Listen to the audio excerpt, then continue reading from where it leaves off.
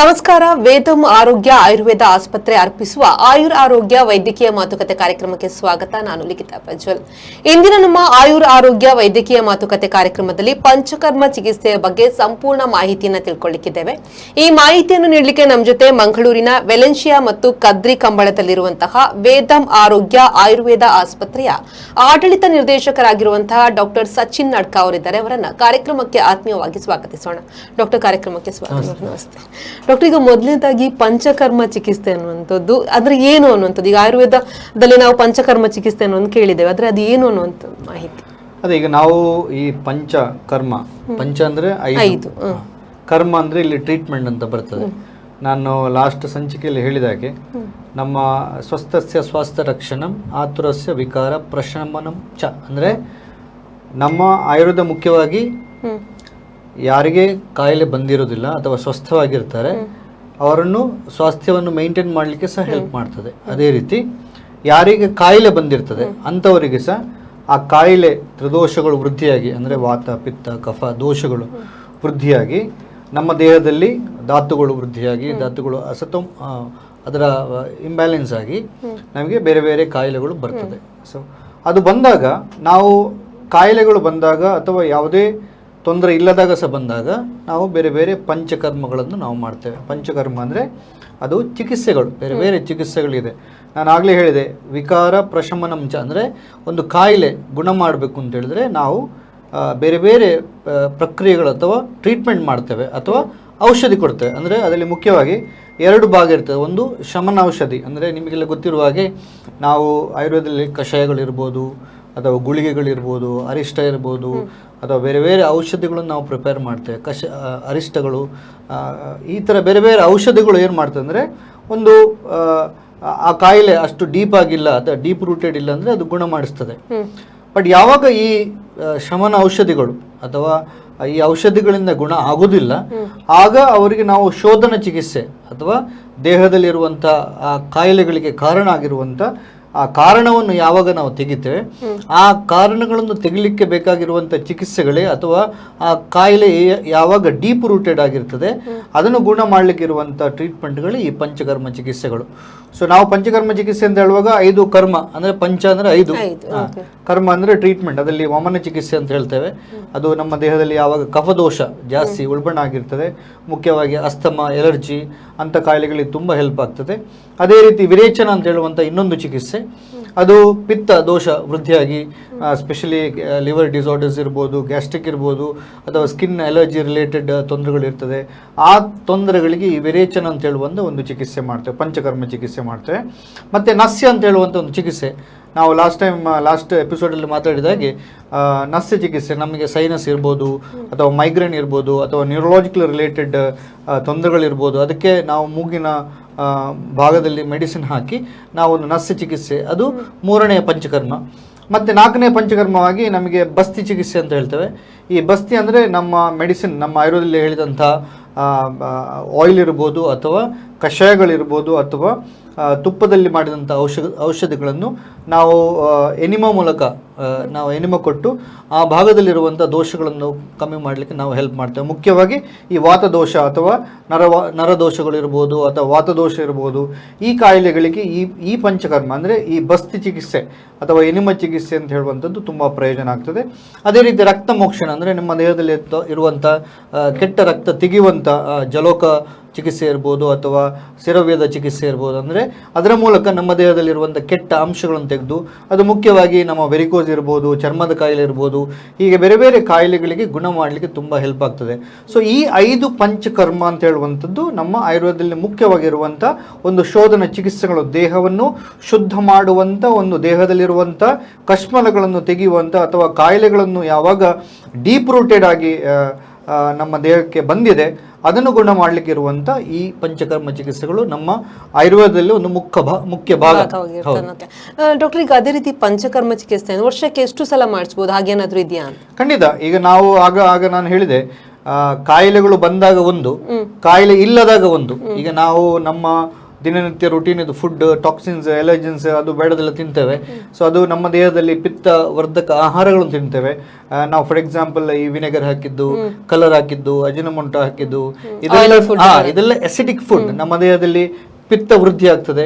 ಅದರಿಂದಾಗಿ ನಮ್ಮ ಬ್ಲಡ್ ಅಲ್ಲಿ ಎಸಿಡಿಟಿ ಜಾಸ್ತಿ ಆಗ್ಬೋದು, ಅಥವಾ ಅದರಿಂದಾಗಿ ನಮಗೆ ಡ್ಯಾಂಡ್ರಫ್ ಬರ್ಬೋದು, ಅಥವಾ ಪಿಂಪಲ್ಸ್ ಬರ್ಬೋದು, ಅದರಿಂದಾಗಿ ಚರ್ಮದಲ್ಲಿ ಬದಲಾವಣೆಗಳಾಗ್ಬೋದು, ಗ್ಯಾಸ್ಟ್ರೈಟಿಸ್ ಬರ್ಬೋದು, ಅಥವಾ ಲಿವರಲ್ಲಿ ಬದಲಾವಣೆಗಳು ಬರ್ಬೋದು. ಈ ಥರ ಬೇರೆ ಬೇರೆ ಕಾಯಿಲೆಗಳು ಬರ್ತದೆ. ಅದೇ ರೀತಿ ನಾವು ಕಾಯಿಲೆಗಳು ಬಂದ ಮೇಲೆ ಕಾಯಿಲೆಗಳು ಬರದಾಗಿ ನೋಡ್ಕೊಳ್ಳಿಕ್ಕೆ ನಾವು ಬೇರೆ ಬೇರೆ ಪಂಚಕರ್ಮಗಳನ್ನು ನಾವು ಋತು ಅನುಸಾರವಾಗಿ, ಈಗ ನಾವು ಓವರ್ ಆಲ್ ವರ್ಷ ನೋಡುವಾಗ ನಮಗೆ 6 ಋತುಗಳಿದೆ. ಆ ಋತುಗಳಲ್ಲಿ ನಾವು ಯಾವ ಥರ ಚಿಕಿತ್ಸೆಗಳು ಮಾಡ್ಬೋದು. ಫಾರ್ ಎಕ್ಸಾಂಪಲ್ ಶರದ್ ಋತು ಅಂತ ಬರ್ತದೆ, ಅಕ್ಟೋಬರ್ 1st ವೀಕಿಂದ ಸ್ಟಾರ್ಟ್ ಆಗ್ತದೆ ಶರದ್ ಋತು. ಈ ಶರದ್ ಋತು ಬರುವಾಗ ನಮಗೆ ನಮ್ಮ ದೇಹದಲ್ಲಿ ನ್ಯಾಚುರಲ್ ಆಗಿ ಎನ್ವೈರನ್ಮೆಂಟ್ ಫ್ಯಾಕ್ಟರಿಂದಾಗಿ ನಮ್ಮ ವರ್ಷ ಋತುಯಲ್ಲಿ ನಾವು ಈಗೇನು ವರ್ಷ ಋತುವಿನ ಸ್ಟಾರ್ಟ್ ಆಗ್ತದೆ ಆವಾಗ ಏನು ನಾವು ತಿಂತೇವಲ್ಲ ಅದರ ಆಹಾರದಿಂದಾಗಿ ನಮ್ಮ ದೇಹದಲ್ಲಿ ಮುಖ್ಯವಾಗಿ ಪಿತ್ತವರ್ಧಕ ಆಗಿರ್ತದೆ. ಅಂದ್ರೆ ಶರದ್ ಋತು ನೆಕ್ಸ್ಟ್ ಚಳಿಗಾಲ ಆಗುವ ಮೊದಲು ಶರದ್ ಋತು ಅಂತ ಹೇಳ್ತೇವೆ, ಆವಾಗ ಪಿತ್ತ ವೃದ್ಧಿ ಆಗಿರ್ತದೆ. ಸೊ ಆ ಟೈಮಲ್ಲಿ ಈ ವಿರೇಚನ ಅಂತ ಹೇಳುವಂತಂದ್ರೆ ನಾವು ದೇಹ ಶುದ್ಧ ಮಾಡುವಂತ ಚಿಕಿತ್ಸೆ ಮಾಡಿದ್ರೆ ನಿಮಗೆ ಪಿತ್ತದಿಂದ ಬರುವಂತ ಕಾಯಿಲೆಗಳನ್ನು ನಾವು ಗುಣ ಮಾಡಲಿಕ್ಕೆ ಹೆಲ್ಪ್ ಆಗ್ತದೆ. ಅದೇ ರೀತಿ ವರ್ಷ ಋತುವಲ್ಲಿ ಮುಖ್ಯವಾಗಿ ಈ ಬಸ್ತಿ ಚಿಕಿತ್ಸೆ ಮತ್ತೆ ಈ ನಸ್ಯ ಚಿಕಿತ್ಸೆ, ಅಂದ್ರೆ ನಿಮಗೆ ಕಾಯಿಲೆ ಇರುವುದಿಲ್ಲ ಆದ್ರೂ ಸಹ ಬರಬಾರದು ಅಂತ ಹೇಳುವ ಮಾಡುವ ಕಾರಣ ನಿಮಗೆ ಆ ಕಾಯಿಲೆಗಳು ಖಂಡಿತವಾಗಿ ಗುಣ ಆಗ್ತದೆ. ಬಿಕಾಸ್ ಈ ಟೈಮಲ್ಲಿ ವಾತದೋಷ ಉತ್ಕ್ಲಾಶ ಆಗಿರ್ತದೆ ದೇಹದಲ್ಲಿ, ಎನ್ವೈರನ್ಮೆಂಟ್ ಫ್ಯಾಕ್ಟರ್ ಮತ್ತು ನಮ್ಮ ಫುಡ್ ಫ್ಯಾಕ್ಟರಿಂದಾಗಿ. ಸೊ ಆ ಟೈಮಲ್ಲಿ ನಾವು ಒಂದು ಆಯುರ್ವೇದ ಸೆಂಟರ್ಗೆ ಹೋಗಿ ಅಥವಾ ಪಂಚಕರ್ಮ ಎಲ್ಲಿ ಮಾಡ್ತಾರೆ ಅಲ್ಲಿ ಹೋಗಿ ನಸ್ಯ ಚಿಕಿತ್ಸೆ ಇರ್ಬೋದು ಅಥವಾ ಬಸ್ತಿ ಚಿಕಿತ್ಸೆ ನೀವು ಮಾಡಿಕೊಂಡ್ರೆ ಮುಂದೆ ಬರುವಂಥ ವಾತದಿಂದ ಬರುವಂಥ ವಾತಕ್ಕೆ ರಿಲೇಟೆಡ್ ಇರುವಂಥ ಬೇರೆ ಬೇರೆ ಕಾಯಿಲೆಗಳನ್ನು ನೀವು ಖಂಡಿತವಾಗಿ ಪ್ರಿವೆಂಟ್ ಮಾಡ್ಬೋದು. ಅದೇ ರೀತಿ ವಸಂತ ಋತು ಅಂತ ಹೇಳ್ತೇವೆ. ವಸಂತ ಋತು ಈ ಮಾವು ಚಿಗುರುವ ಟೈಮ್ ವಸಂತ ಋತು. ಆ ಟೈಮಲ್ಲಿ ನಮ್ಮ ದೇಹದಲ್ಲಿ ಕಫ ಉಲ್ಬಣ ಆಗಿರ್ತದೆ. ನಮ್ಮ ದೇಹದಲ್ಲಿ ನ್ಯಾಚುರಲ್ ಆಗಿ ಎನ್ವೈರನ್ಮೆಂಟ್ ಫ್ಯಾಕ್ಟರಿಂದ, ಯಾಕಂದರೆ ನಮಗೆ ಅದರ ಮೊದಲು ಶಿಶಿರ ಋತು ಇರ್ತದೆ, ಆವಾಗ ತುಂಬ ಬಿಸಿಲಿರುವ ಕಾರಣ ನಾವು ಹೇಮಂತ ಋತುವಲ್ಲಿ ತುಂಬ ತುಪ್ಪ ಮತ್ತೆ ಈ ಥರ ಅಂದರೆ ಭಾರಿ ಭೋಜನ ಮಾಡ್ತೇವೆ, ಅಂದರೆ ಹಸಿವು ಜಾಸ್ತಿ ಚಳಿ ಇರುವಾಗ. ಆಗ ಈ ಥರ ಆಹಾರಗಳು ಜಾಸ್ತಿ ತಿಂದ ಕಾರಣ ನಮ್ಮ ದೇಹದಲ್ಲಿ ಕಫದೋಷ ಉತ್ಕ್ಲೇಶ ಆಗಿರ್ತದೆ. ಆ ಉತ್ಕ್ಲೇಶ ಆದದ್ದು ವಿಲಯನ ಆಗಿ ನಮ್ಮ ದೇಹದಲ್ಲಿ ಈ ಎಲರ್ಜಿ, ಅಸ್ತಮ ಇಂಥ ಕಾಯಿಲೆಗಳು ಜಾಸ್ತಿ ಇರ್ತದೆ ಯಾವಾಗ ಈ ವಸಂತ ಋತು ಬರುವಾಗ. ಸೊ ಆ ಟೈಮಲ್ಲಿ ಯಾವುದಾದ್ರೂ ಆಯುರ್ವೇದಿಕ್ ಸೆಂಟರ್ಗೆ ಹೋಗಿ ಅವರು ವಮನ ಚಿಕಿತ್ಸೆ ಮಾಡಿದರೆ ಮುಂದೆ ಬರುವಂಥ ಅವರಿಗೆ ಆ ಟೈಮಲ್ಲಿ ಬರುವಂಥ ಈ ಅಸ್ತಮ ಇರ್ಬೋದು, ಎಲರ್ಜಿ ಇರ್ಬೋದು, ಇದನ್ನು ನಾವು ಪ್ರಿವೆಂಟ್ ಮಾಡ್ಬೋದು, ಮುಂದೆ ಬರದಾಗಿ ನೋಡ್ಕೊಳ್ಬೋದು. ಅದೇ ರೀತಿ ಯಾರಿಗೆ ಕಾಯಿಲೆ ಇದೆ ಅವರು ಖಂಡಿತವಾಗಿ ಡಾಕ್ಟರ್ನ ಕನ್ಸಲ್ಟ್ ಮಾಡಿ ಅವರಿಗೆ ಯಾವ ಥರ, ಅಂದರೆ ಈಗ ಪಂಚಕರ್ಮ ಅಂತ ಹೇಳಿದ್ದೇವೆ ನಾವು 5 ಟ್ರೀಟ್ಮೆಂಟ್ ಅಂತ ಹೇಳಿ, 5 ಟ್ರೀಟ್ಮೆಂಟ್ ನಾವು ಒಟ್ಟಿಗೆ ಎಲ್ಲ ಮಾಡಲಿಕ್ಕೆ ಆಗೋದಿಲ್ಲ. ಸೊ ಆ ಕಾಯಿಲೆಗೆ ಅವರ ತೊಂದರೆಗೆ ಯಾವ ಥರದ ಪಂಚಕರ್ಮ ಬೇಕು ಡಾಕ್ಟರ್ ಡಿಸೈಡ್ ಮಾಡ್ತಾರೆ. ಅದು ಬಸ್ತಿ ಚಿಕಿತ್ಸೆ ಇರ್ಬೋದು, ಅಥವಾ ನಸ್ಯ ಚಿಕಿತ್ಸೆ ಇರ್ಬೋದು, ಅಥವಾ ವಿರೇಚನ ಚಿಕಿತ್ಸೆ ಇರ್ಬೋದು, ಅಥವಾ ವಮನ ಚಿಕಿತ್ಸೆ ಇರ್ಬೋದು, ಅಥವಾ ರಕ್ತಮೋಕ್ಷಣ, ಯಾವುದು ಆ ಕಾಯಿಲೆಗೆ ಬೇಕು ಅದನ್ನು ನೋಡ್ಕೊಂಡು, ಅಂದರೆ ಎಲ್ಲರಿಗೂ ಪಂಚಕರ್ಮ ಮಾಡಲೇಬೇಕು ಅಂತ ಹೇಳುವಂಥ ಅವಶ್ಯಕತೆ ಇರುವುದಿಲ್ಲ. ಕೆಲವು ಕಾಯಿಲೆಗಳು ನಾವು ಶಮನ ಔಷಧಿ, ಕೆಲವು ಔಷಧಿಗಳು ಕೊಟ್ಟಾಗಲೇ ಗುಣ ಆಗ್ತದೆ, ಅದರಲ್ಲಿ ಗುಣ ಆದರೆ ಓಕೆ, ಅದರಲ್ಲಿ ಸಹ ಗುಣ ಆಗುದಿಲ್ಲ. ಅಷ್ಟು ದೋಷಗಳು ಉತ್ಕ್ಲೇಶ ಆಗಿದೆ, ದೇಹದಲ್ಲಿ ತುಂಬ ಟಾಕ್ಸಿನ್ಸ್ ಇದೆ, ಕಾಯಿಲೆಗಳು ಬರಲಿಕ್ಕೆ ಬೇರೆ ಬೇರೆ ಕಾರಣಗಳಿದೆ, ಅಥವಾ ಆಟೋಮಿನ್ ಡಿಸೀಸ್ ಇದೆ, ಆವಾಗ ನಾವು ಜಾಸ್ತಿಯಾಗಿ ಈ ಶೋಧನ ಚಿಕಿತ್ಸೆಯನ್ನು ನಾವು ಮಾಡ್ತೇವೆ. ಅದರಿಂದಾಗಿ ನಮ್ಮ ಪ್ರಾಕ್ಟೀಸಲ್ಲಿ ನಾವೇನು ಹೇಳ್ತೇವೆ ಅಂದರೆ ಈ ಶೋಧನ ಚಿಕಿತ್ಸೆ ಅಥವಾ ಪಂಚಕರ್ಮ ಚಿಕಿತ್ಸೆ ಏನು ಮಾಡ್ತೇವೆ ಅವರಿಗೆ ಖಂಡಿತವಾಗಿ ನಾವು ಗುಣ ಮಾಡಲಿಕ್ಕೆ ತುಂಬ ಪ್ರಯೋಜನ ಆಗ್ತದೆ, ತುಂಬ ಹೆಲ್ಪ್ ಆಗ್ತದೆ. ಅದೇ ರೀತಿ ಯಾವುದೇ ಒಂದು ಕಾಯಿಲೆ ಪುನಃ ಬರದಾಗಿ ಸಹ ನೋಡ್ಕೊಳ್ಳಿಕ್ಕೆ ಹೆಲ್ಪ್ ಆಗ್ತದೆ. ಡಾಕ್ಟರ್, ಈಗ ಅದೇ ರೀತಿ ಪಂಚಕರ್ಮ ಚಿಕಿತ್ಸೆ ಮಾಡೋಕ್ಕಿಂತ ಮುಂಚೆ ಏನಾದರೂ ತಯಾರಿ ಮಾಡ್ಕೊಳ್ಬೇಕಾ ಅವರು ಅಂತ? ಖಂಡಿತವಾಗಿ ಯಾವುದೇ ಒಂದು ಪೇಷಂಟ್ ಇರ್ಬೋದು ಅಥವಾ ಪಂಚಕರ್ಮ ಯಾರಿಗೆ ಮಾಡಲಿಕ್ಕೆ ಮನಸ್ಸುಂಟು ಅಂಥವರು ಖಂಡಿತವಾಗಿ ಅಟ್ಲೀಸ್ಟ್ ಒಂದು 15 ದಿವಸ ಮೊದಲು ಡಾಕ್ಟ್ರನ್ನ ಮೀಟ್ ಮಾಡಬೇಕು. ಡಾಕ್ಟ್ರನ್ನ ಮೀಟ್ ಮಾಡಿದ ಮೇಲೆ ಅವರು, ಅಂದರೆ ಒಂದು ಪಂಚಕರ್ಮ ಅಂತ ಹೇಳುವಾಗ ನಾವು ಪೂರ್ವಕರ್ಮ ಅಂತ ಹೇಳ್ತೇವೆ. ಪೂರ್ವಕರ್ಮ, ಪ್ರಧಾನ ಕರ್ಮ ಮತ್ತು ಪಶ್ಚಾತ್ ಕರ್ಮ. ಪೂರ್ವಕರ್ಮ ಅಂದ್ರೆ ಅದರ ಮೊದಲು ನಮ್ಮ ದೇಹವನ್ನು ಒಂದು ರೆಡಿ ಮಾಡಬೇಕು. ನಾವು ಇವತ್ತು ನಾಳೆ ಹೋಗಿ ಸರ್ ನಾಳೆಯಿಂದ ನಾವು ಪಂಚಕರ್ಮ ಮಾಡಿ ಅಂತ ಹಾಗೆ ಆಗೋದಿಲ್ಲ. ಸೊ ಅದಕ್ಕೆ ಒಂದು ಇತಿಮಿತಿಗಳಿರ್ತದೆ. ಅಂದರೆ ಒಂದು ಆಹಾರದಲ್ಲಿ ಬದಲಾವಣೆ ಮಾಡ್ಕೊಳ್ಬೇಕಾಗ್ತದೆ. ಮುಖ್ಯವಾಗಿ ನಾವು ಆಹಾರ ದೀಪನ ಪಾಚನ ಔಷಧಿ ಕೊಡಬೇಕಂದ್ರೆ ನಮಗೆ ಕಾನ್ಸ್ಟಿಪೇಷನ್ ಆಗ್ತಾ ಇರೋದು, ಇಂಡೈಜೆಷನ್ ಆಗ್ತಾ ಇರೋದು, ಇದೆಲ್ಲ ಟೈಮಲ್ಲಿ ನಾವು ಡೈರೆಕ್ಟ್ ಹೋಗಿ ನಾವು ವಿರೇಚನ ಚಿಕಿತ್ಸೆ ಮಾಡಲಿಕ್ಕೆ ಆಗೋದಿಲ್ಲ. ನಮ್ಮ ಹೊಟ್ಟೆಯ ಡೈಜೆಷನ್ ಕೆಪಾಸಿಟಿ ಇರ್ಬೋದು, ಅಥವಾ ದೀಪನ ಪಾಚನ ಏನು ನಮಗೆ ಪಚನ ಆಗ್ತಾ ಉಂಟಾ ಅಥವಾ ಜೀರ್ಣಶಕ್ತಿ ಕಮ್ಮಿ ಉಂಟಾ ಅದನ್ನು ನೋಡ್ಕೊಂಡು ಅವರಿಗೆ ಬೇರೆ ಬೇರೆ ನಾವು ಔಷಧಿಗಳು ಇರ್ಬೋದು ಅಥವಾ ಆಹಾರದಲ್ಲಿ ಬದಲಾವಣೆ ಮಾಡ್ಲಿಕ್ಕೆ ಹೇಳ್ತೇವೆ. ಅದೇ ರೀತಿ ಅವ್ರ ರುಟೀನಲ್ಲಿ ಏನೆಲ್ಲ ಬದಲಾವಣೆ ಮಾಡಬೇಕು ಅದನ್ನು ಎಕ್ಸ್ಪ್ಲೇನ್ ಮಾಡಿದ ಮೇಲೆ 1 ವಾರ ಆದ ಮೇಲೆ ಅವರಿಗೆ ನಾವು ಪ್ರಧಾನ ಕರ್ಮ ಅಂದರೆ ನಮಗೆ ಮುಖ್ಯವಾಗಿ ಸ್ನೇಹಪಾನ ಇರ್ಬೋದು ಅಥವಾ ಸ್ವೇದನ ಚಿಕಿತ್ಸೆ ಇರ್ಬೋದು ಅಥವಾ ವಿರೇಚನ ಚಿಕಿತ್ಸೆ ಇರ್ಬೋದು ಅದು ಮತ್ತೆ ಮಾಡೋದು. ಸೊ ಯಾರಿಗಾದರೂ ಪಂಚಕರ್ಮ ಮಾಡಬೇಕು ಅಂತ ಅನಿಸಿದರೆ ನಿಮ್ಮ ಪಕ್ಕದಲ್ಲಿ ಯಾರು ಡಾಕ್ಟರ್ ಇದ್ದಾರೆ ಅವ್ರ ಹತ್ರ ಹೋಗಿ ಮೀಟ್ ಮಾಡಿದ ಮೇಲೆ ಅವರು ಖಂಡಿತವಾಗಿ ಏನು ಡಯಟ್ ಮಾಡಬೇಕು ಏನು ಮಾಡಬಾರ್ದು ಹೇಳ್ತಾರೆ. ಅಂದರೆ ವಿಹಾರ ಮತ್ತು ಆಹಾರ ಇದರ ಬಗ್ಗೆ ಹೇಳ್ತಾರೆ. ಅದನ್ನು ಮಾಡಿ ಆದ ಮೇಲೆ ಅವರು ಪಂಚಕರ್ಮ ಚಿಕಿತ್ಸೆಗೆ ಹೋಗ್ಬೋದು. ಡಾಕ್ಟರ್, ಈಗ ನೀವು ಆಲ್ರೆಡಿ ಹೇಳಿದ್ರಿ ಪಂಚಕರ್ಮಕ್ಕಿಂತ ಮುಂಚೆ ಯಾವ ರೀತಿ ತಯಾರಿ ಮಾಡಬೇಕು ಅನ್ನೋದ್ರ ಬಗ್ಗೆ. ಈಗ ಒಂದ್ಸಲ ಪಂಚಕರ್ಮ ಚಿಕಿತ್ಸೆ ಆದ ಮೇಲೆ ಅವರ ಜೀವನ ಶೈಲಿ ಇರ್ಬೋದು ಅಥವಾ ಆಹಾರದಲ್ಲಿ ಏನಾದ್ರೂ ಬದಲಾವಣೆ ಮಾಡ್ಬೇಕಾಗ್ತದ? ಖಂಡಿತವಾಗಿ ಮಾಡಲೇಬೇಕಾಗ್ತದೆ. ಅಂದರೆ ನಾವು ಪಂಚಕರ್ಮ ಮಾಡುವಂತ ಉದ್ದೇಶನೇ ನಮ್ಮಲ್ಲಿ ದೇಹದಲ್ಲಿ ಏನಾದರೂ ಬದಲಾವಣೆ ಮಾಡ್ಕೊಳ್ಬೇಕು ಅಂತ ಹೇಳಿ. ಸೊ ಯಾವತ್ತೂ ನಾವೊಂದು ರೂಟೀನ್ ಅಲ್ಲಿ ಇರ್ತೇವೆ ಅಥವಾ ನಮ್ಮ ಆಹಾರದಲ್ಲಿ ತಪ್ಪುಗಳಿಂದಾಗಿ ನಮಗೆ ಬೇರೆ ಬೇರೆ ಕಾಯಿಲೆಗೆ ಬಂದಿರಬಹುದು. ಬಂದ ಮೇಲೆ ಅದನ್ನು ಪಂಚಕರ್ಮ ಮಾಡಿದ ಮೇಲೆ, ಫಾರ್ ಎಕ್ಸಾಂಪಲ್ ಈಗ ಒಂದು ಸೋರಿಯಾಸಿಸ್ ಅಥವಾ ಡರ್ಮಟೈಟಿಸ್ ಅಥವಾ ಚರ್ಮದ ಕಾಯಿಲೆ ಇಟ್ಕೊಂಡು ಬಂದಾಗ ನಾವು ಅವರಿಗೆ ಪಂಚಕರ್ಮ ಮಾಡಿದ ಮೇಲೆ ಆ ಕಾಯಿಲೆಗೆ ಉಲ್ಬಣ ಆಗುವಂತ ಕೆಲವು ಆಹಾರಗಳಿರ್ತದೆ. ಮುಖ್ಯವಾಗಿ ನಮ್ಮ ಚರ್ಮದ ಕಾಯಿಲೆ ಅಂತ ಹೇಳುವಾಗ ನಮ್ಮ ಆಹಾರದಲ್ಲಿರುವಂಥದ್ದು ಹೊರಗಡೆ ಪದಾರ್ಥಗಳಿರ್ಬೋದು ಅಥವಾ ಹಾಲಲ್ಲಿರುವಂಥ ಎಲರ್ಜಿ ಇರ್ಬೋದು ಅಥವಾ ಈ ಥರ ನಮ್ಮ ಕೆಲವು ಫಿಶ್ ಇರ್ಬೋದು, ಇದೆಲ್ಲ ತಿನ್ನಬಾರ್ದು. ಅಂದರೆ ಈಗ ದೇಹ ಶುದ್ಧೊಮ್ಮೆ ಆಗಿದೆ, ನಮ್ಮ ಕಾಯಿಲೆಗಳು ಗುಣ ಆಗ್ಲಿಕ್ಕೆ ಅಂದ್ರೆ ನಮ್ಮ ದೇಹ ಶುದ್ಧ ಆದ ಕೂಡಲೇ ಚರ್ಮದ ಕಾಯಿಲೆ ಹೋಗ್ತದಂತಲ್ಲ. ಸೊ ಒಮ್ಮೆ ದೇಹ ಶುದ್ಧ ಆದ ಮೇಲೆ ಅವರಿಗೆ ಶಮನ ಔಷಧಿ ಸಹ ಮನೆಗೆ ಕೊಡ್ತೇವೆ. ಮನೆಗೆ ಕೊಟ್ಟ ಮೇಲೆ ಅದರೊಟ್ಟಿಗೆ ಅವರಿಗೆ ಪಥ್ಯ ಹೇಳ್ತೇವೆ, ಪಥ್ಯ ಮತ್ತೆ ಅಪಥ್ಯ, ಯಾವುದು ತಿನ್ಬೇಕು ಯಾವುದು ತಿನ್ಬಾರ್ದು ಅಂತ ಹೇಳಿ. ಆಲ್ರೆಡಿ ನಿಮ್ಮ ದೇಹ ಒಂದು ಯಾವುದೇ ಒಂದು ಕಾಯಿಲೆ ತಂದಿದೆ, ಆ ತಂದ ಮೇಲೆ ನಿಮ್ಮ ನ್ಯಾಚುರಲ್ ರುಟೀನಲ್ಲಿ ಏನು ತಿಂತೀರಿ ಅದರಿಂದಾಗಿ ಕಾಯಿಲೆ ಬಂದಿದೆ. ಸೊ ಆ ಕಾಯಿಲೆ ಬಂದ ಮೇಲೆ ನಾವು ಟ್ರೀಟ್ಮೆಂಟ್ ಆದ ಮೇಲೆ ಅದೇ ರೂಟೀನ್ ಅನ್ನು ಸ್ಟಾರ್ಟ್ ಮಾಡಿದರೆ ಪುನಃ ಬರ್ಬೋದು. ಸೊ ನಾವು ಏನ್ ಮಾಡ್ತೇವೆ ಅಂದ್ರೆ ಪಂಚಕರ್ಮ ಆದ ಮೇಲೆ ಅವರಲ್ಲಿ ಏನು ಬದಲಾವಣೆಗಳು ಮಾಡ್ಕೊಳ್ಬೇಕು. ಅದು ಆಹಾರವಿರ್ಬೋದು, ವಿಹಾರ ಅಂದ್ರೆ ರೂಟೀನ್ ಅವರ ಜೀವನ ಶೈಲಿ ಇರ್ಬೋದು. ಯಾವಾಗ ಅದನ್ನು ಬದಲಾವಣೆಗಳನ್ನು ಮಾಡ್ಕೊಳ್ತಾರೆ ಅವರಿಗೆ ಖಂಡಿತವಾಗಿ ಮುಂದೆ ಅದು ಪುನಃ ಬರದಾಗಿ ನಾವು ನೋಡ್ಕೊಳ್ಬೋದು. ಇಲ್ಲ ನಾನು ಮಾಡಲೇಬೇಕು, ನಾನು ತಿನ್ನಲೇಬೇಕು, ನಾನು ಹೀಗೆ ಇರುವುದು ಅಂತ ಹೇಳಿದ್ರೆ ಅವರು ಅನುಭವಿಸಬೇಕಾಗ್ತದೆ. ಬಟ್ ನಾವು ಬದಲಾವಣೆ ಮಾಡಲಿಕ್ಕೆ ಯಾವಾಗ ರೆಡಿ ಇಲ್ಲ ಆವಾಗ ನಮಗೆ ಕಷ್ಟ ಆಗ್ತದೆ. ಬಟ್ ಪಂಚಕರ್ಮ ಅಂತ ಹೇಳಿದ ಮೇಲೆ ಅದು ಮಾಡಿದ ಮೇಲೆ ನಾವು ಏನು ಅಡ್ವೈಸ್ ಕೊಡ್ತೇವೆ ಅವರ ಮುಂದಿನ ದಿನಗಳಲ್ಲಿ, ಇದು ತಿನ್ನಬೇಕು, ಇದು ತಿನ್ನಬಾರ್ದು, ಅಥವಾ ಹೀಗೆ ಮಾಡಿದರೆ ಒಳ್ಳೆಯದು, ಹೀಗೆ ಮಾಡಿದರೆ, ಸೊ ಅವರು ಖಂಡಿತವಾಗಿ ಫಾಲೋ ಮಾಡಿದರೆ ಅವರಿಗೆ ಕಾಯಿಲೆ ಯಾಕೆ ಬಂದಿದೆ ಅಂತ ಅರ್ಥ ಮಾಡಿಕೊಂಡ್ರೆ ಅದನ್ನು ಅವರು ಫಾಲೋ ಮಾಡ್ತಾ ಹೋದರೆ ನಾವು ಮುಂದೆ ಸಹ ಬರದಾಗೆ ನೋಡ್ಕೊಳ್ಬೋದು. ಅದೇ ರೀತಿ ಯಾರು ಹೆಲ್ದಿ ಇರ್ತಾರೆ ಅವ್ರನ್ನ ಹೆಲ್ದಿಯಾಗಿ ನಾವು ಮೇಂಟೈನ್ ಮಾಡೋಕೆ ಮಾಡ್ಬೋದು. ಡಾಕ್ಟರ್, ಈ ವಿಷಯದ ಪಂಚಕರ್ಮ ಚಿಕಿತ್ಸೆ ಬಗ್ಗೆ ಇನ್ನಷ್ಟು ಮಾಹಿತಿನ ತಿಳ್ಕೊಂಡು ಒಂದು ಬ್ರೇಕ್ ಅಂತ ತಗೊಂಡು ಕಂಟಿನ್ಯೂ ಮಾಡಿ. ಆಯುರ ಆರೋಗ್ಯ ವೈದ್ಯಕೀಯ ಮಾತುಕತೆ ಕಾರ್ಯಕ್ರಮದಲ್ಲಿ ಪುಟ್ಟ ವಿರಾಮ.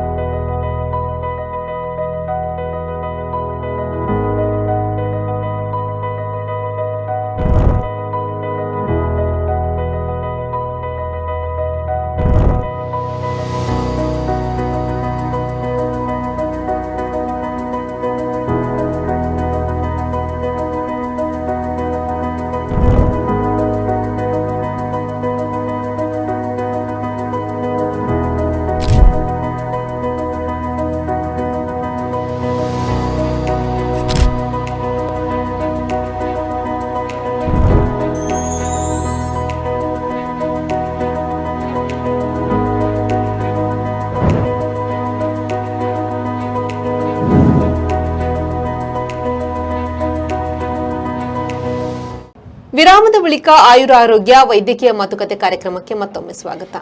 ಡಾಕ್ಟರ್, ನಾವು ಬ್ರೇಕ್ಗಿಂತ ಮೊದಲು ಈ ಪಂಚಕರ್ಮ ಚಿಕಿತ್ಸೆ ಅಂದ್ರೆ ಏನು, ಅದನ್ನ ಯಾವ ರೀತಿ ತಯಾರಿ ಮಾಡಬೇಕು ಅವರು ಟ್ರೀಟ್ಮೆಂಟ್ಗಿಂತ ಮೊದಲು, ನಂತರ ಯಾವ ರೀತಿ ಜೀವನ ಶೈಲಿ ಬದಲಾಯಿಸಬೇಕು ಅನ್ನೋದ್ರ ಬಗ್ಗೆ ಮಾತಾಡಿದ್ವಿ.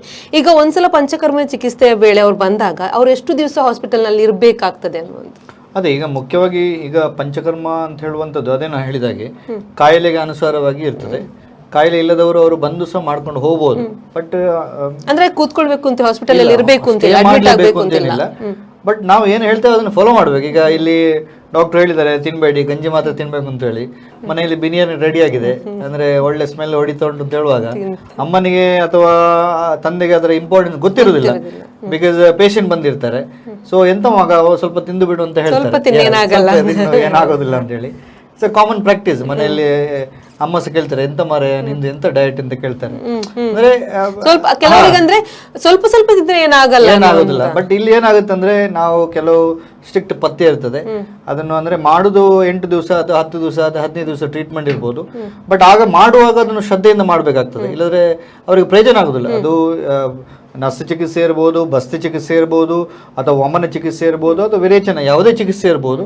ಬಟ್ ನಾವು ಅದನ್ನು ಮಾಡುವಾಗ ನಾವು ಏನು ಮಾಡಬೇಕು ಏನು ಮಾಡಬಾರ್ದು ಅಂತ ಹೇಳೋದನ್ನು ಕರೆಕ್ಟಾಗಿ ಫಾಲೋ ಮಾಡಲೇಬೇಕಾಗ್ತದೆ.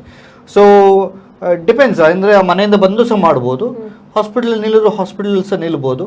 ಬಟ್ ಏನಿದ್ರು ಸಹ ನಾವು ಏನು ರೆಜಿಮೆನ್ ಹೇಳ್ತೇವೆ ಅದನ್ನು ಖಂಡಿತವಾಗಿ ಫಾಲೋ ಮಾಡಬೇಕು. ಈ ವಿರೇಚನ ಚಿಕಿತ್ಸೆ ಅಂತ ಹೇಳುವಾಗ ಒಂದು 8 ದಿವಸ ಬೇಕಾಗ್ತದೆ. ಅಲ್ಲಿ ಸ್ನೇಹಪಾನ, ಮತ್ತೆ ಸ್ನೇಹಪಾನ ಅಂದ್ರೆ ಒಂದು ಗೀ ಮೆಡಿಸಿನ್ ಕೊಡ್ತೇವೆ, ತುಪ್ಪದಲ್ಲಿ ಮಾಡಿದಂಥ ಔಷಧಿ ಕೊಡ್ತೇವೆ. ಮತ್ತೆ ಅವರಿಗೆ ಸ್ವೇದನ ಚಿಕಿತ್ಸೆ ಇರ್ತದೆ, ಅಂದ್ರೆ ಸ್ಟೀಮ್ ಅಭ್ಯಂಗ ಮತ್ತೆ ಸ್ಟೀಮ್ ಬಾಕ್ಸ್ ಅಲ್ಲಿ ಇರ್ತಾರೆ, ಕುತ್ಕೊಳ್ಳಿಕ್ಕೆ ಇರ್ತದೆ. ಅದು 2 days or 3 days ಇರ್ತದೆ. On 8th day or 7th day or like 9th day or 10th day ಅವರಿಗೆ ಬೇದಿ ಚಿಕಿತ್ಸೆ ಮಾಡ್ತೇವೆ. ಆ ದಿವಸ ಬೇದಿ ದೇಹ ಶುದ್ಧ ಎಲ್ಲ ಆಗ್ತದೆ. ಅದಾದ್ಮೇಲೆ ಅವರಿಗೆ ಅದರ ನಂತರ ಇರಬೇಕು ಅಂತ ಏನಿಲ್ಲ, ಬಟ್ ಅವರಿಗೆ ಪಥ್ಯ ಇರ್ತದೆ. ಆ ಪಥ್ಯವನ್ನು ಅವರು ಮನೆಯಲ್ಲಿ ಕಂಟಿನ್ಯೂ ಮಾಡಿದ್ರೆ ಆಯ್ತು, ಬಟ್ ಮಾಡ್ಬೇಕಾಗ್ತದೆ ಅಷ್ಟೇ. ಸೊ ನಾವು ನಮ್ಮ ಆಸ್ ಎ ಡಾಕ್ಟರ್ ಆಗಿ it is our duty to explain them, and ಅವರಿಗೆ ಅಷ್ಟು ಅರ್ಥ ಮಾಡುವಾಗೆ ಹೇಳುದು ನಮ್ಮ ಕೆಲಸ. ಯಾವಾಗ ಅರ್ಥ ಆಗ್ತದೆ ಅವರು ಮಾಡ್ತಾರೆ. ಅದರ ಇಂಪಾರ್ಟೆನ್ಸ್ ಏನು ಅಂತ ಹೇಳಿದ್ರೆ ಅವ್ರು ಮಾಡ್ತಾರೆ ಖಂಡಿತವಾಗಿ. ಬಿಕಾಸ್ ಅವರಿಗೆ ಸಹ ಮಾಡಬೇಕು ಅಂತ ಆಸೆ ಇರುವವರೇ ಬರುದು. ಸೊ ಫಾಲೋ ಮಾಡ್ತಾರೆ ಖಂಡಿತವಾಗಿ. ನಾವೇನು ಪ್ರಾಕ್ಟೀಸ್ ಅಲ್ಲಿ ನೋಡ್ತೇವೆ, ಶ್ರದ್ಧೆಯಿಂದ ಫಾಲೋ ಮಾಡ್ತಾರೆ. ಬಟ್ ಕೆಲವು ಸಲ ಮನೆಯಲ್ಲಿ ಒಬ್ಲಿಗೇಷನ್ಸ್ ಇರ್ತದೆ, ಅದು ಎಲ್ಲ ಮನೆಯಲ್ಲಿ ಇರ್ತದೆ. ಸೊ ಆವಾಗ ತಪ್ಪಾದಾಗ ಸ್ವಲ್ಪ ಕಷ್ಟ ಆಗ್ತದೆ. ಸೊ ಮನೆಯಲ್ಲಿ ಸಹ ಇರ್ಬೋದು, ಮನೆಯಿಂದ ಬಂದು ಮಾಡ್ಕೊಂಡು ಹೋಗ್ಬೋದು, ಅಥವಾ ಹಾಸ್ಪಿಟಲ್ ಸಹ ನಿಂತು ಮಾಡ್ಬೋದು. ಎನಿಥಿಂಗ್ ಇಸ್ ಫೈನ್, ಬಟ್ ಅವರು ಫಾಲೋ ಮಾಡ್ಬೇಕು ಅಷ್ಟೇ. ಈಗ ಹಾಸ್ಪಿಟಲ್ ನಿಂತರೂ ಸಹ ಹಾಗೆ ಆಗ್ತದೆ. ಝೊಮ್ಯಾಟೊ ಇದೆ, ಸ್ವಿಗ್ಗಿ ಇದೆ, ಆರ್ಡರ್ ಕೊಟ್ಟರೆ ಫುಡ್ ಬರುತ್ತೆ ಆಸೆ ಆದ್ರೆ. So end of the day ನಾವು ಎಷ್ಟು ಶ್ರದ್ಧೆಯಿಂದ ಮಾಡ್ತೇವೆ ಅದು ಇಂಪಾರ್ಟೆಂಟ್. ಅದೇ ರೀತಿ ಈಗ ನಿಮ್ಮ ವೇದಂ ಆರೋಗ್ಯ ಆಯುರ್ವೇದ ಆಸ್ಪತ್ರೆಯಲ್ಲಿ ಪಂಚಕರ್ಮ ಚಿಕಿತ್ಸೆ ಯಾವುದೆಲ್ಲ ವಿಧದ ಚಿಕಿತ್ಸೆಗಳು ಲಭ್ಯ ಇದೆ ಅನ್ನೋದು? ಅಂದರೆ ಎಲ್ಲ ಚಿಕಿತ್ಸೆ ಮಾಡ್ತೇವೆ ನಾವು. ವಿರೇಚನ ಚಿಕಿತ್ಸೆ ಇರ್ಬೋದು, ವಮನ ಚಿಕಿತ್ಸೆ ಇರ್ಬೋದು, ನಸ್ಯ ಚಿಕಿತ್ಸೆ. ಸ್ಪೆಷಲಿ ನಸ್ಯ ಅಂತ ಹೇಳುವಂಥದ್ದು ನಮ್ಮ ಮೈಗ್ರೇನ್, ಸೈನಸ್ ತೊಂದರೆಗೆ, ಅಥವಾ ಈ ಸರ್ವೈಕಲ್ ಪೇನ್ ಇರ್ಬೋದು, ನ್ಯೂರಲಾಜಿಕಲ್ ಪೇನಿಗೆ ನಸ್ಯ ಅಂತ ಹೇಳುವಂಥದ್ದು ಈ ಆಯಿಲಲ್ಲಿ ಮಾಡ್ತೇವೆ, ಅಥವಾ ಬೇರೆ ಗುಡಾದಕ್ ಅಂತ ಹೇಳುವಂಥ ಔಷಧಿ ನಾವೇ ಪ್ರಿಪೇರ್ ಮಾಡಿ ಮಾಡ್ತೇವೆ. ಸೊ ಬೇರೆ ಬೇರೆ ಚಿಕಿತ್ಸೆಗಳು ಎಲ್ಲ ಚಿಕಿತ್ಸೆ ನಸ್ಯ ಚಿಕಿತ್ಸೆ ಮಾಡ್ತೇವೆ. ಬಸ್ತಿಯಲ್ಲಿ ನಮ್ಮ ಅನುವಾಸನ ಬಸ್ತಿ ಅಂತ ಇರ್ತದೆ, ಅಂದರೆ ತುಪ್ಪದಲ್ಲಿ ಮತ್ತು ಎಣ್ಣೆಯಲ್ಲಿ ಎನಿಮಾ ಟ್ರೀಟ್ಮೆಂಟ್ ಕೊಡ್ತೇವೆ. ಸ್ಪೆಷಲಿ ಈ ಸಯಾಟಿಕ ಪೇನ್ ಇರ್ಬೋದು, ಅಥವಾ ನಮಗೆ ಡಿಸ್ಕ್ ಪ್ರೊಲ್ಯಾಪ್ಸ್ ಇರ್ಬೋದು, ಈ ಥರ ತೊಂದರೆಗಳಿಗೆ ಈ ಕಷಾಯ ಬಸ್ತಿ ಮತ್ತು ಈ ಅಣುವಾಸನ ಬಸ್ತಿ ಅಂತ ಹೇಳುವಂಥದ್ದು ಎನಿಮಾ ಟ್ರೀಟ್ಮೆಂಟ್ ಇರ್ತದೆ. ಸೊ ಅದು ಪೇಷಂಟಿಗೆ ಗೊತ್ತಿರೋದಿಲ್ಲ ಅದರ ಬಗ್ಗೆ ಡೀಟೇಲ್ ಆಗಿ, ಬಟ್ ಒಮ್ಮೆ ಯಾರು ಎಕ್ಸ್ಪೀರಿಯನ್ಸ್ ಮಾಡಿರ್ತಾರೆ ಅವರಿಗೆ ಖಂಡಿತವಾಗಿ it is not normal enema. ನಾವು ಅದನ್ನು ಎನಿಮಾ ಅಂತ ಹೇಳೋದು ಯಾಕೆಂದರೆ ಜನಗಳಿಗೆ ಅರ್ಥ ಆಗಲಿ ಅಂತೇಳಿ. But it is one of the best treatment. ನಮ್ಮ ಆಯುರ್ವೇದದಲ್ಲಿ ಪಂಚಕರ್ಮ ಅಂತ ಹೇಳುವಾಗ ಬೇರೆದು 4 ಪಂಚಕರ್ಮಗಳನ್ನು ಒಂದು ಭಾಗ ಮಾಡಿದರೆ ಈ ಬಸ್ತಿ ಚಿಕಿತ್ಸೆ ಅಂತ ಹೇಳುವಂಥದ್ದು ಒಂದು ಭಾಗ. ಅದಕ್ಕೆ ಅಷ್ಟು ಭಾರ ಇದೆ, ಅದಕ್ಕೆ ಅಷ್ಟು ಪ್ರಾಮುಖ್ಯತೆ ಇದೆ. ಸೊ ಯಾರಿಗೆ ಮುಖ್ಯವಾಗಿ ನರದೋಷಗಳು ಅಥವಾ ವಾತದೋಷಗಳು, ಅಥವಾ ಈ ಡಿಸ್ಕ್ ಪ್ರೊಲ್ಯಾಪ್ಸ್ ಇರ್ಬೋದು, ಡಿಸ್ಕ್ ಬಲ್ಜ್ ಇರ್ಬೋದು, ಅಥವಾ ನ್ಯೂರಲಾಜಿಕಲ್ ರಿಲೇಟೆಡ್ ತೊಂದರೆಗಳು ಏನಿದೆ ಅಂಥವರಿಗೆ ಈ ಬಸ್ತಿ ಚಿಕಿತ್ಸೆ ಅಂತ ಹೇಳುವಂಥದ್ದು ಭಾರಿ ಒಳ್ಳೆ ಚಿಕಿತ್ಸೆ. ಸೊ ಅದನ್ನು ಸಹ ನಾವು ಮಾಡ್ತೇವೆ. ಅದು 8 ದಿವಸ ಹಾಗೆ ಬೇರೆ ಬೇರೆ ಕೋರ್ಸ್ ಇರ್ತದೆ, depends on there severity of conditions. So ಎಲ್ಲ ಚಿಕಿತ್ಸೆಗಳು ನಾವು ಪಂಚಕರ್ಮ ಮಾಡ್ತೇವೆ. ಬಟ್ ನಮಗೆ ಮುಖ್ಯವಾಗಿ ಯಾರು ಪೇಷಂಟ್ ಬಂದಿರ್ತಾರೆ ಅಥವಾ ಯಾರು ನಮ್ಮಲ್ಲಿಗೆ ಚಿಕಿತ್ಸೆ ಬಂದಿರ್ತಾರೆ ಅವರ ಪಥ್ಯ ಅಥವಾ ಅಪಥ್ಯ ಅದನ್ನು ಎಷ್ಟು ಶ್ರದ್ಧೆಯಿಂದ ಫಾಲೋ ಮಾಡ್ತಾರೆ, ಆಗ ಅದರಲ್ಲಿ ಏನು ಪ್ರಯೋಜನ ಸಿಗಬೇಕು ಅವರಿಗೆ ಸಿಗ್ತದೆ. ಅದೇ ರೀತಿ ಈಗ ಒಬ್ಬ ವ್ಯಕ್ತಿಗೆ ಪಂಚಕರ್ಮ ಚಿಕಿತ್ಸೆ ನೀವು ಕೊಟ್ಟ ಮೇಲೆ ಅದು ಅವರ ದೇಹದಲ್ಲಿ ಎಷ್ಟು ಟೈಮ್ನವರೆಗೆ ಪರಿಣಾಮ ಇರುತ್ತದೆ ಅನ್ನುವಂಥ? ಅದೀಗ ಪಂಚಕರ್ಮ ಅಂತ ಹೇಳುವಾಗ ನಾವು ಅದರ ಪರಿಣಾಮ ಅಂತ ಹೇಳುವಾಗ ನಾವು ನಾರ್ಮಲಿ ಹೆಲ್ದಿ ಪರ್ಸನ್ಗೆ ನಾವು 6 ಮಂತ್ಗೊಮ್ಮೆ ಅಥವಾ ವರ್ಷಕ್ಕೊಮ್ಮೆ ತಗೊಳ್ಳಿಕ್ಕೆ ಹೇಳ್ತೇವೆ. ಬಿಕಾಸ್ ನಮ್ಮ ರೂಟೀನಲ್ಲಿ ಒಂದು 8 ದಿವಸ ಅಥವಾ ಒಂದು 10 ದಿವಸ ವರ್ಷಕ್ಕೊಮ್ಮೆ ಟೈಮ್ ಕೊಟ್ಟರೆ ಅಟ್ಲೀಸ್ಟ್ ಅವರಿಗೆ, ಈಗ ವಿರೇಚನ ಅಂತ ಹೇಳುವ ದೇಹ ಶುದ್ಧ ಚಿಕಿತ್ಸೆ ಅಂತ ಹೇಳ್ತೇವೆ, ಇದು ಇಸ್ ವೆರಿ ಕಾಮನ್ಲಿ ಪ್ರಾಕ್ಟೀಸ್ಡ್ ಒಂದು ಪಂಚಕರ್ಮ ಚಿಕಿತ್ಸೆ. ಮುಖ್ಯವಾಗಿ ಎಂಗೇಜಲ್ಲಿ ಹೊರಗಡೆ ಎಲ್ಲ ತಿನ್ನೋದು ಅಥವಾ ಹೊರಗಡೆನೇ ಡಿಪೆಂಡ್ ಆಗಿರೋದು ಬೇಡ, ಈಗಿನ ವ್ಯವಸ್ಥೆ ಆಗಿದೆ. ಸೊ ಅದನ್ನೊಮ್ಮೆ ದೇಹ ಎಲ್ಲ ಶುದ್ಧ, ಒಮ್ಮೆ ಪಿತ್ತ ಎಲ್ಲ ಎಲರ್ಜಿ ಎಲ್ಲ ದೇಹ ಶುದ್ಧ ಕ್ಲೀನ್ ಎಲ್ಲ ಮಾಡಿಕೊಡ್ತೇವೆ. ಮತ್ತು it is our there duty. So 6 ಮಂತಿಗೊಮ್ಮೆ ಇರ್ಬೋದು ಅಥವಾ ವರ್ಷಕ್ಕೊಮ್ಮೆ ಅದನ್ನು ಮಾಡಿದರೆ ಅವರಿಗೆ ಖಂಡಿತವಾಗಿ ಅದರ ಪ್ರಯೋಜನ ಇರ್ತದೆ. ನಸ್ಯ ಚಿಕಿತ್ಸೆ ಅಂತ ಹೇಳುವಂಥದ್ದು depends on person to person and disease to disease. So ಅದಕ್ಕೆ ಇಷ್ಟು ಸಮಯದೊಳಗೆ ಎಫೆಕ್ಟ್ ಇರ್ತದೆ ಅಂತಲ್ಲ. ಈಗ ನಾವು ಸೈನಸ್ ತೊಂದರೆ ಇರುವಾಗ ಅವರಿಗೆ 1 ವಾರ ಮಾಡಲಿಕ್ಕೆ ಹೇಳ್ತೇವೆ. ಅದಾದ ನಂತರ ಒಂದು ತಿಂಗಳಾದ್ಮೇಲೆ ಅಥವಾ ಒಂದು 3 ದಿವಸ ಅಥವಾ ಹೀಗೆ ಡಿಪೆಂಡ್ಸ್ ಆನ್ ಲೈಕ್ ಸಿವಿಯರಿಟಿ ಅದರ ಮೇಲೆ ಹೋಗ್ತದೆ. ಬಟ್ ನ್ಯಾಚುರಲ್ ಆಗಿ ಹೆಲ್ದಿ ಪರ್ಸನ್ ಇರುವವರಿಗೆ ನಾವು ಅದೇ ಈ ಋತು ಅನುಸಾರ ಏನು ಹೇಳ್ತೇವೆ, ಈ ವಸಂತ ಋತು ಬರುವಾಗ ವಮನ ಮಾಡುವಂಥದ್ದು, ವರ್ಷ ಋತು ಬರುವಾಗ ನಾವು ನಸ್ಯ ಚಿಕಿತ್ಸೆ ಮತ್ತೆ ಈ ಬಸ್ತಿ ಚಿಕಿತ್ಸೆ ಮಾಡುವಂಥದ್ದು, ಅದೇ ರೀತಿ ಶರದ್ ಋತು ಬರುವಾಗ ಈ ವಿರೇಚನ ಚಿಕಿತ್ಸೆ ಮಾಡುವಂಥದ್ದು ತುಂಬಾ ಒಳ್ಳೇದು. ಅದು ಪ್ರತಿ ವರ್ಷ ಯಾರು ಮಾಡಿರ್ತಾರೆ, ಒಂದು 2-3 ವರ್ಷ ಮಾಡಿ ಯಾರು ಮಾಡಿರ್ತಾರೆ ಅವರಿಗೆ ಅನುಭವ ಆಗಿರ್ತದೆ ಅದರ ಬದಲಾವಣೆ. ಸೊ ಯಾರು ರೆಗ್ಯುಲರ್ ಬೇಸಿಸ್ ಅಲ್ಲಿ ಮಾಡ್ತಾರೆ ಆವಾಗ ಹೆಲ್ತ್ ಮೇಂಟೈನ್ ಆಗ್ತದೆ and they will do because ಅವರಿಗೆ ರಿಯಲೈಸ್ ಆಗಿರ್ತದೆ ಅದರ ಪ್ರಯೋಜನ ಏನು ಅಂತ ಹೇಳಿ. ಡಾಕ್ಟರ್, ಈಗ ಅದೇ ರೀತಿ ಈ ಪಂಚಕರ್ಮ ಚಿಕಿತ್ಸೆಯನ್ನು ಈ ಮಹಿಳೆಯರು, ಪುರುಷರು, ಅದೇ ರೀತಿ ಹಿರಿಯ ನಾಗರಿಕರು ಎಲ್ರಿಗೂ ಮಾಡಿಸಬಹುದು ಅಥವಾ ಏನಾದ್ರು ಏಜ್ ಗ್ರೂಪ್ ಅಥವಾ ಆ ರೀತಿ ಏನಾದ್ರು? ಖಂಡಿತ ತುಂಬಾ ಯಂಗ್ ಏಜ್ ಅಲ್ಲಿ ತುಂಬಾ ಮಕ್ಕಳಿಗೆ ಮಾಡ್ಲಿಕ್ಕೆ ಆಗೋದ್ರೆ ಸ್ವಲ್ಪ ಮಾಡಿಫೈ ಮಾಡಿ ನಾವು ಪಂಚಕರ್ಮ ಚಿಕಿತ್ಸೆ ಮಾಡ್ತೇವೆ. ತುಂಬಾ ಏಜ್ ಅಂದ್ರೆ ತುಂಬಾ ಏಜ್ ಆಗಿರ್ತದೆ, ಎಸ್ಪೆಷಲಿ 80+ ಆ ಥರ ಏಜ್ ಆದಾಗ ನಾವು ಅವರ ದೇಹ ಬಲ ನೋಡ್ತೇವೆ. ಅಂದ್ರೆ ಅವರಿಗೆ ಅಂದ್ರೆ ಏಜ್ ಮಾತ್ರ ಅಲ್ಲ, ಅವರ ದೇಹ ಶಕ್ತಿ ಅಂದ್ರೆ ಅವರು ಹೇಗೆ ಎಷ್ಟು ಹೆಲ್ದಿ ಆಗಿದ್ದಾರೆ ಅದರ ಬೇಸ್ ಮೇಲೆ ನಾವು ಬೇರೆ ಬೇರೆ ಈಗ ವಮನ ಚಿಕಿತ್ಸೆ ಅಂತ ಹೇಳಿ ಎಲ್ಲರಿಗೂ ಮಾಡ್ಲಿಕ್ಕೆ ಆಗೋದಿಲ್ಲ, ತುಂಬಾ ಏಜ್ ಆದ್ಮೇಲೆ ಚಿಕ್ಕ ಮಕ್ಕಳಿಗೆ ಮಾಡ್ಲಿಕ್ಕೆ ಆಗೋದಿಲ್ಲ. ಅದೇ ರೀತಿ ನಸ್ಯ ಚಿಕಿತ್ಸೆ ಅಷ್ಟೇ ಒಂದು ತುಂಬಾ ಚಿಕ್ಕ ಏಜ್ ಅಲ್ಲಿ ಮಾಡ್ಲಿಕ್ಕೆ. ಎನಿಮಾ ಟ್ರೀಟ್ಮೆಂಟ್ ಮಕ್ಕಳಿಗೆ ಮಾಡ್ಬೋದು, ಸ್ಪೆಷಲಿ ತುಪ್ಪದಲ್ಲಿ ಎನಿಮಾ ಚಿಕಿತ್ಸೆ ನಾವು ಮಾಡ್ತೇವೆ. ಎಸ್ಪೆಷಲಿ ಈ ಮಕ್ಕಳ ಗ್ರೋತ್ ರಿಟಾರ್ಡ್ ಯಾರು ಮಕ್ಕಳು ಇರ್ತದೆ ಅಂಥವರಿಗೆ ಈ ಮಹಾಕಲ್ಯಾಣ ಘೃತ ಅಥವಾ ಬ್ರಾಹ್ಮಿ ಘೃತ ಈ ತರ ತುಪ್ಪಗಳಲ್ಲಿ ನಾವು ಎನಿಮಾ ಚಿಕಿತ್ಸೆ ಅದೊಂದು ಭಾರಿ ಒಳ್ಳೆ ಚಿಕಿತ್ಸೆ ಆಕ್ಚುಲಿ ನಮ್ಮ ಸ್ಪೆಷಲಿ ಬುದ್ಧಿಮಾಂದ್ಯ ಮಕ್ಕಳಿಗೆ. ಸೊ ಅದು ನಾವು ಕಾಮನ್ ಆಗಿ ಪ್ರಾಕ್ಟೀಸ್ ಮಾಡ್ತೇವೆ ನಮ್ಮ ಪ್ರಾಕ್ಟೀಸ್ ಅಲ್ಲಿ. ಸೊ ಆ ಥರ ಈ ಎನಿಮಾ ಚಿಕಿತ್ಸೆಗಳನ್ನು ನಾವು ಚಿಕ್ಕ ಮಕ್ಕಳಲ್ಲಿ ಸಹ ಮಾಡ್ತೇವೆ. ಬಟ್ ಡಿಪೆಂಡ್ಸ್ ಆನ್ ದೇವರ ಸಿವಿಯರಿಟಿ ಅಂಡ್ ಅವ್ರ ತೊಂದರೆ ನೋಡ್ಕೊಂಡು ಆರೋಗ್ಯ ಅಂದ್ರೆ ದೇಹ ಬಲ ಅಂದ್ರೆ ದೇಹದ ಶಕ್ತಿ ಎಷ್ಟಿದೆ ಅಂದ್ರೆ ಅವರಿಗೆ ಕಾಯಿಲೆ ಹೇಗಿದೆ, ಅದೇ ರೋಗಿ ಬಲ ಮತ್ತೆ ರೋಗ ಬಲ ಅಂತ ಹೇಳ್ತೇವೆ. ರೋಗ ಸ್ಟ್ರಾಂಗ್ ಉಂಟಾ ಅಥವಾ ರೋಗಿಯ ಬಲ ಸ್ಟ್ರಾಂಗ್ ಉಂಟಾ ಅಂದ್ರೆ ಅದನ್ನ ನೋಡ್ಕೊಂಡು ನಾವು ಡಿಸೈಡ್ ಮಾಡ್ಕೊಂಡು ಮಾಡ್ತೇವೆ. ಬಟ್ ಖಂಡಿತವಾಗಿ ಯಾರು ಬೇಕಾದ್ರೂ ಮಾಡ್ಬೋದು, ಮಾಡೋದೇನು ತಪ್ಪಲ್ಲ. ಬಟ್ ಡಿಪೆಂಡ್ಸ್ ಆನ್ ಅವರ ಏಜ್ ಮತ್ತೆ ಅವ್ರಿಗೆ ಯಾವ ತರ ಪಂಚಕರ್ಮ ಯಾವ್ದು ಬೇಕು ಅದನ್ನ ನೋಡ್ಕೊಂಡು ನಾವು ಡಿಸೈಡ್ ಮಾಡ್ತೇವೆ. ಡಾಕ್ಟರ್ ಹತ್ರ ಬಂದು ಮಾತಾಡಿದ್ರೆ ಅವ್ರು ಡಾಕ್ಟರ್ ಹತ್ರ ಬಂದು ಮಾತಾಡಿದರೆ ಅವರಿಗೆ ಯಾವ ತರ ಪಂಚಕರ್ಮ ಚಿಕಿತ್ಸೆ ಮತ್ತೆ ಬೇರೆ ಬೇರೆ ಉಪಕರ್ಮಗಳಿದೆ. ನೀವು ಈ ಪಂಚಕರ್ಮದಲ್ಲಿ ಉಪಕರ್ಮಗಳಂದ್ರೆ ಈ ಅಭ್ಯಂಗ ಮಾಡುವಂಥದ್ದು ಇರ್ಬೋದು, ಆಯಿಲ್ ಮಸಾಜ್ ಇರ್ಬೋದು, ಅಥವಾ ಪತ್ರಪಿಂಡ ಸ್ವೇದ, ಬೇರೆ ಬೇರೆ ಎಲೆಗಳನ್ನು ಪೋಟಲ್ಲಿ ಬಟ್ಟೆಯಲ್ಲಿ ಕಟ್ಟಿ ಅದರಲ್ಲೂ ಶಾಖ ಕೊಡ್ತೇವೆ ಇಡೀ ಬಾಡಿಗೆ. ಇದೆಲ್ಲ ಏಜ್ ರಿಲೇಟೆಡ್ ಸವೆತ ಅದಕ್ಕೆಲ್ಲ ಒಳ್ಳೆಯದು. ಇದೆಲ್ಲ ಉಪಕರ್ಮಸ್, ಇದು ಸಹ ಒಂದು ಪಂಚಕರ್ಮದ ಭಾಗನೇ. ಆದರೆ ಜನರಲ್ ಆಗಿ ಪಬ್ಲಿಕ್ ಆಗಿ ಜನಗಳು ಏನು ಹೇಳ್ತಾರೆ ಇದು ಸಹ ಪಂಚಕರ್ಮ ಅಂತ ಹೇಳಿ. ಬಟ್ ಇದು ಉಪಕರ್ಮ. ಇದು 5 ಏನು ಹೇಳಿದ್ದೇವೆ ಇದು ಮೇನ್ ಪಂಚಕರ್ಮಸ್. ಬಟ್ ಅಭ್ಯಂಗ ಇರುವಂಥದ್ದು, ಆಯಿಲಲ್ಲಿ ಅಭ್ಯಂಜನ ಮಾಡುವಂಥದ್ದು ಇರ್ಬೋದು, ಶಿರೋಧಾರ ಮಾಡುವಂಥದ್ದು ಇರ್ಬೋದು, ಅಥವಾ ಪತ್ರಪಿಂಡ ಸ್ವೇದ ಅಂತ ಹೇಳ್ತೇವೆ, ಸ್ವೇದನ ಚಿಕಿತ್ಸೆ ಅಂತ ಹೇಳಿ ಪತ್ರಪಿಂಡ ಸ್ವೇದ ಇರ್ಬೋದು. ಅದೇ ರೀತಿ ಚೂರ್ಣಪಿಂಡ ಸ್ವೇದ ಅಂತ ಹೇಳುವಂಥದ್ದು, ಷಷ್ಠಕಿಶಾಲಿ ಪಿಂಡ ಸ್ವೇದ ಅಥವಾ ನವರಕಿಡಿ ಅಂತ ಹೇಳ್ತೇವೆ, ಅದು ಸಹ ಈ ಥರ ಬೇರೆ ಬೇರೆ ಚಿಕಿತ್ಸೆಗಳು ಈ ಉಪಕರ್ಮಗಳಲ್ಲಿದೆ. ಇದನ್ನು ಸಹ ಈಗ ನಾನು ಹೇಳಿದ ಹಾಗೆ ಕರ್ಕಾಟಕ ಮಾಸ ಬರ್ತದೆ, ನಾಳ್ದು 17 ಆಟಿ ತಿಂಗಳು ಸ್ಟಾರ್ಟ್ ಆಗ್ತದೆ. ಆಷಾಢ ಮಾಸದಲ್ಲಿ ನಾರ್ಮಲಿ ನಾವು ಕರ್ಕಟ ಚಿಕಿತ್ಸೆ ಅಂತ ಒಂದು ಪ್ರತಿ ವರ್ಷ ಮಾಡ್ತೇವೆ. ಸೊ ಆ ಟೈಮಲ್ಲಿ ಮಾಡಿದರೆ ಅವರಿಗೆ ಬೇರೆ ಬೇರೆ ಕಾಯಿಲೆಗಳು ಬರೋದನ್ನು ನಾವು ಪ್ರಿವೆಂಟ್ ಮಾಡ್ಬೋದು. ಸೊ ಈ ಟೈಮಲ್ಲಿ ನಾರ್ಮಲಿ ಚಿಕಿತ್ಸೆ ಅಂದರೆ ಈ ಅಭ್ಯಂಜನ ಚಿಕಿತ್ಸೆ ಅಥವಾ ಪತ್ರಪಿಂಡ ಸ್ವೇದ ಅಥವಾ ನಸ್ಯ ಚಿಕಿತ್ಸೆ, ಶಿರೋಧಾರ ಚಿಕಿತ್ಸೆ ಅಥವಾ ಎನಿಮಾ ಟ್ರೀಟ್ಮೆಂಟ್ ಎಲ್ಲ ತಗೊಳ್ಳೋದು ತುಂಬ ಒಳ್ಳೆಯದು ಈ ಟೈಮಲ್ಲಿ. ಸೊ ಯಾರಿಗೆಲ್ಲ ಆ ಥರ ಮಾಡಬೇಕು ಅಂತಿದ್ರೆ ಅವರು ಖಂಡಿತವಾಗಿ ಅವರ ಸೆಂಟರ್ ಇರ್ಬೋದು, ನಮ್ಮ ಸೆಂಟರ್ ಇರ್ಬೋದು, ಎಲ್ಲಾದರೂ ಬಂದು ಅವರು ಖಂಡಿತವಾಗಿ ಮಾಡಿದರೆ ಅವರಿಗೆ ಮುಂದೆ ಯಾವುದೇ ಒಂದು ಕಾಯಿಲೆ ಪ್ರಿವೆಂಟ್ ಮಾಡಲಿಕ್ಕೆ ತುಂಬ ಹೆಲ್ಪ್ ಆಗ್ತದೆ. ಡಾಕ್ಟರ್, ಈಗ ಆಲ್ರೆಡಿ ನೀವು ಹೇಳಿದ್ರಿ, ಈಗ ಈ ಪಂಚಕರ್ಮದ ಟೈಮ್ನಲ್ಲಿ ವೈದ್ಯರು ಹೇಳಿದಂಥ ಮಾರ್ಗದರ್ಶನವನ್ನು ಕರೆಕ್ಟಾಗಿ ಫಾಲೋ ಮಾಡಬೇಕು, ಆಗ ಮಾತ್ರ ಅದರ ಪ್ರಯೋಜನ ಪಡೀಲಿಕ್ಕೆ ಸಾಧ್ಯ ಅಂತ.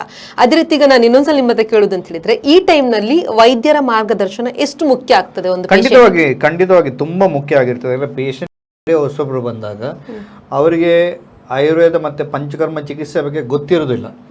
ಬಿಕಾಸ್ ನಾವು ಏನು ಹೇಳ್ತೇವೆ ಅವರಿಗೆ ಅದೇ ಒಂದು ವೇದವಾಕ್ಯ ಆಗಿರ್ತದೆ.